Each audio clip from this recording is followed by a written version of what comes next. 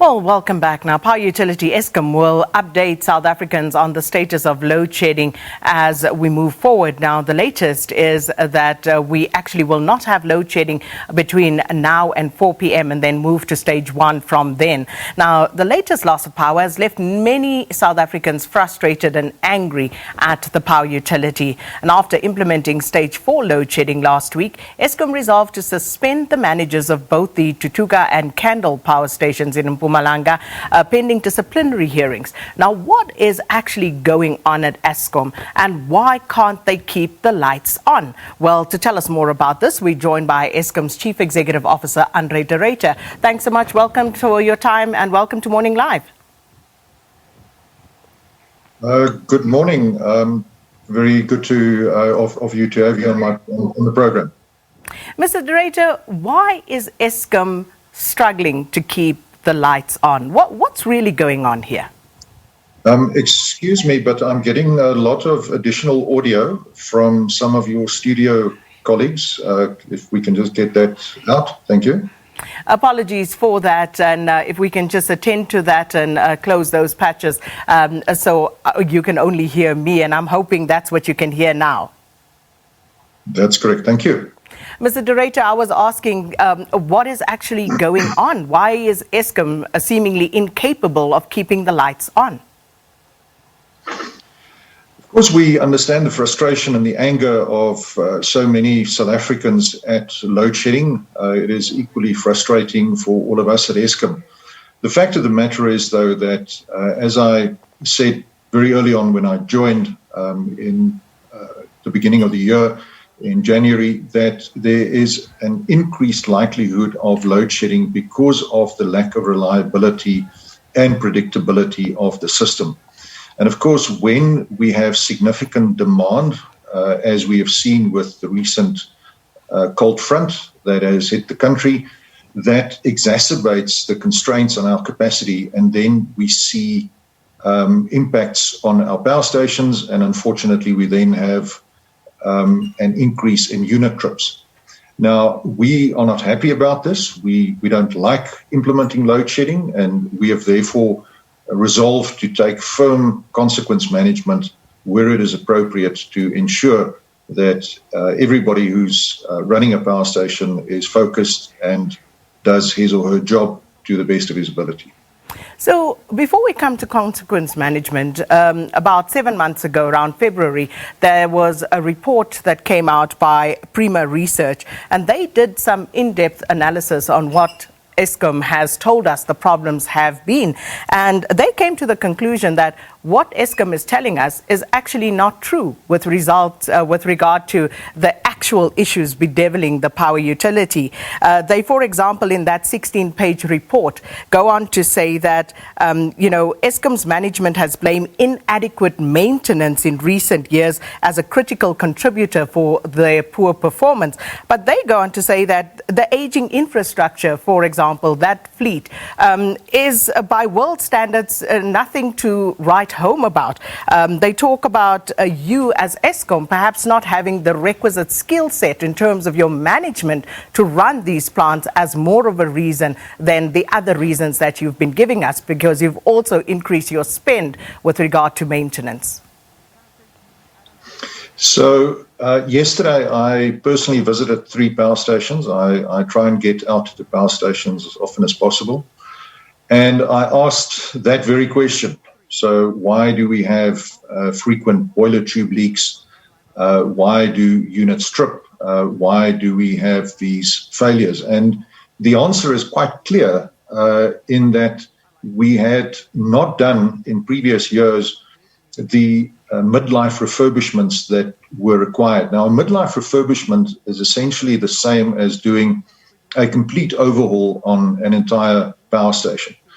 And for a variety of reasons, these midlife refurbishments were not done. And as a consequence, we have significantly eroded and also corroded our boiler tubes, so that when they are under stress, they develop leaks.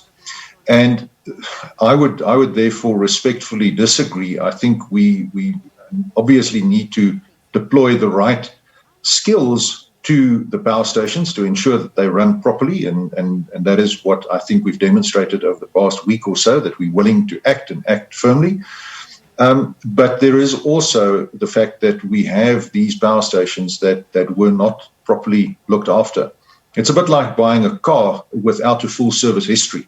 You've got a problem waiting for you if you haven't done your maintenance.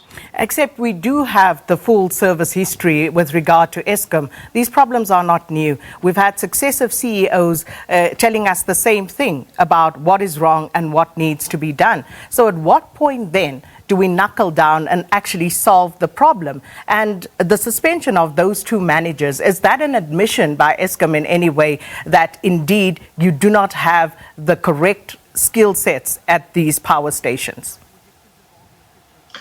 I think, first of all, this is a big ship and it takes time to turn around. If I had a magic wand to fix Eskom overnight, of course, I would do so.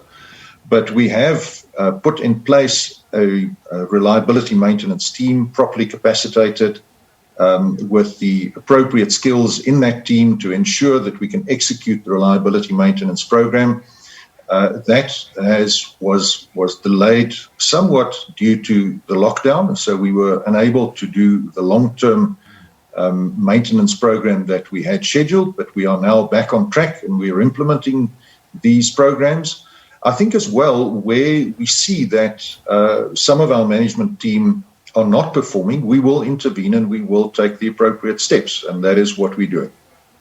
So what exactly are the charges against the two managers who were suspended? So we have informed them, and it's important to emphasize that they are suspended and not yet found guilty of anything.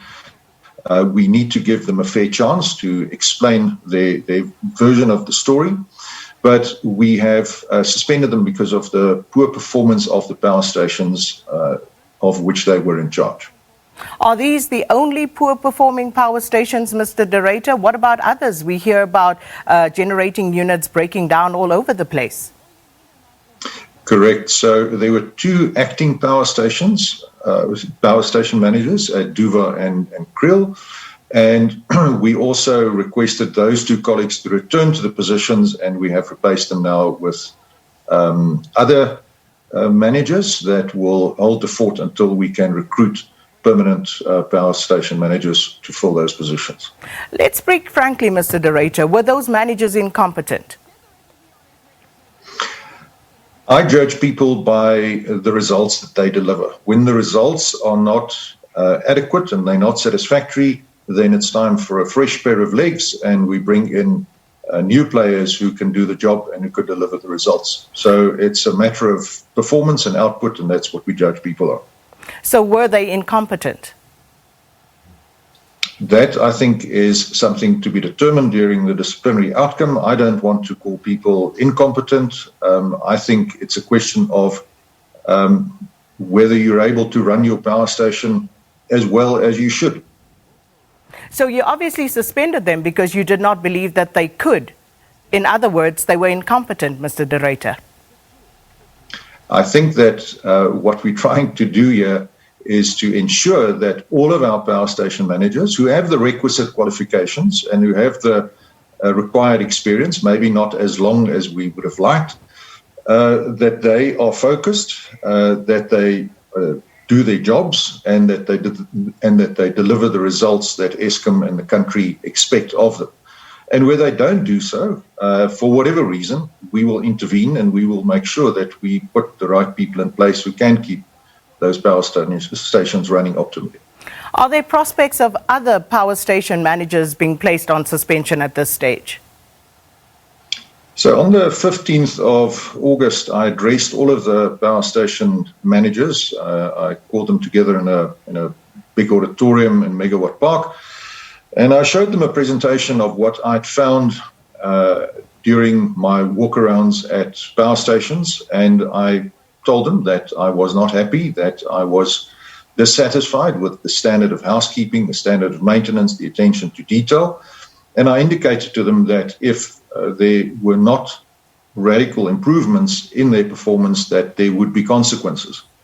And of course, when stage 4 load shedding unfortunately had to be implemented due to trips of units, we then had the obligation to intervene and take the appropriate consequence management, as I told them. What about all the cost overruns, Mr. De Ruyter, Kusile and Medupi in particular? What's the latest on that front? So those projects are overspent and they are late. And I think it's an important lesson to be learned about what needs to be done when it comes to putting together these mega projects. We started the construction process at the time without the designs having been finalized. So we were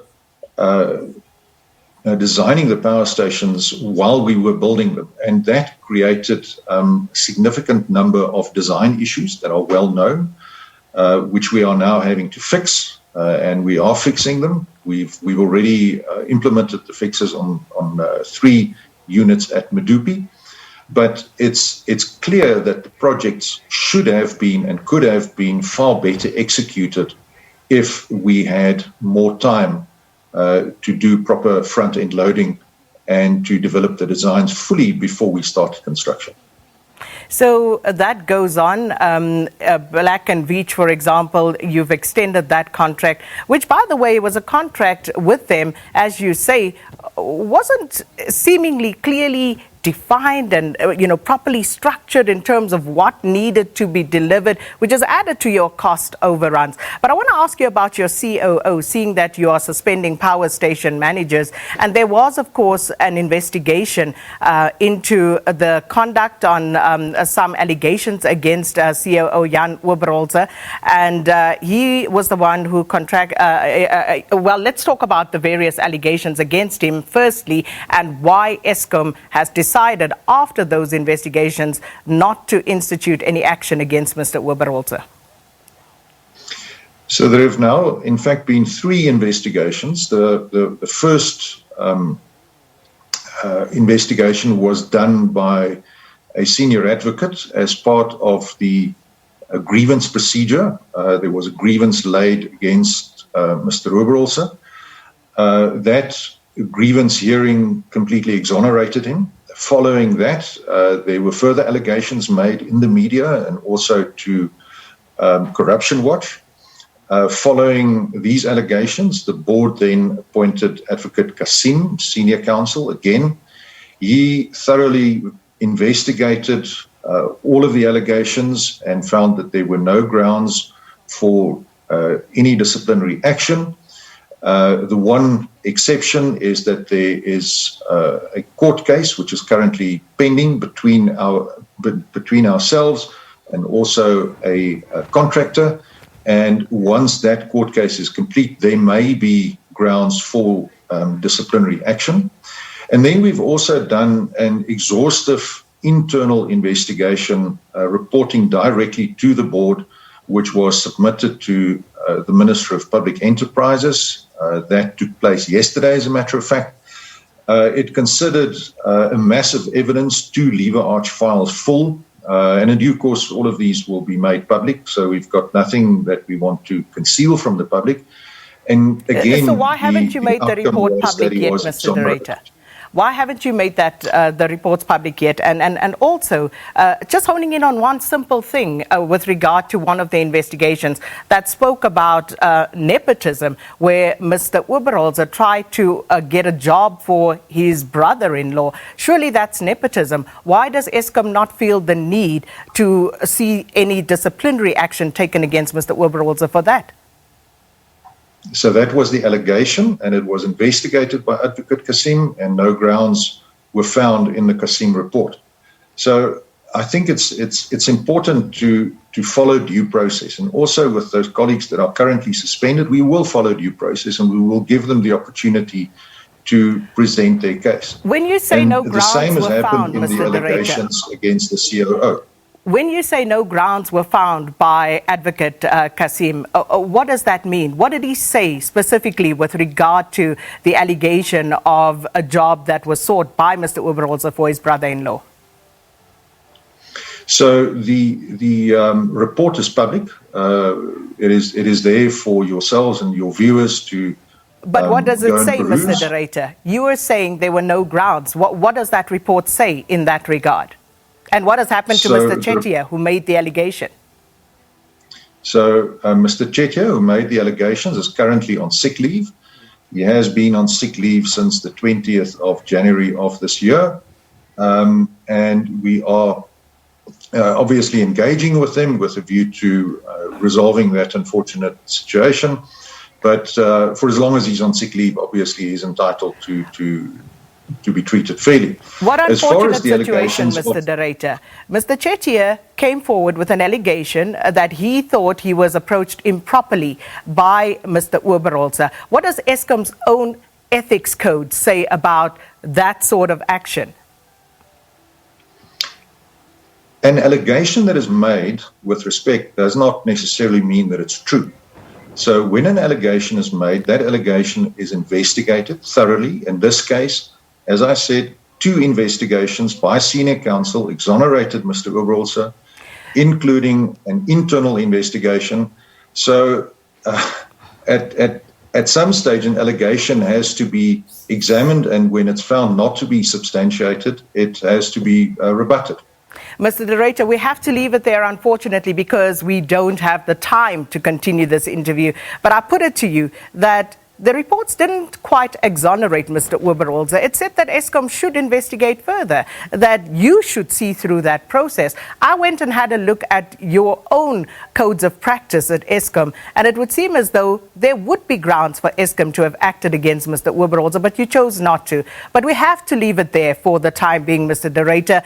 So many other issues that I would have loved to talk to you about, like some of the transactions entered to where there seemed to have been a conflict of interest where Mr. Overruns is concerned, but we unfortunately don't have time for it. We're going to leave it there. Thank you, Eskom CEO Andre de Ruyter, for giving us an update on the state of the power utility. Eskom, of course, will keep us up to date with regard to announcements moving forward in terms of load shedding. Let's take a break before we say goodbye to our SABC2 viewers.